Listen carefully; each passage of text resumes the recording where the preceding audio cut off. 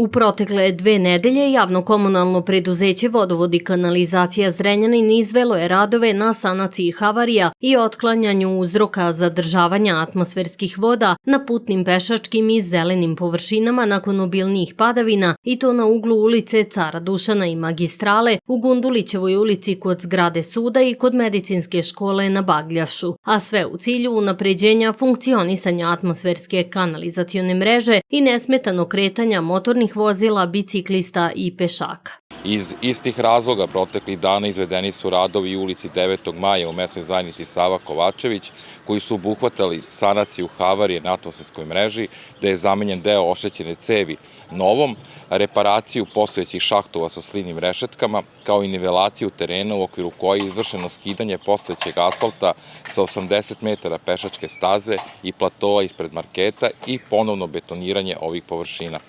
Pomenutim radovima rešen je problem zadržavanja atmosferskih voda nakon obilnijih padavina na delu puta, ali i na pomenutom delu pešačke staze, što je posebno značajno jer je u pitanju prilaz predškolskoj ustanovi koja se nalazi u ulici 9. maja.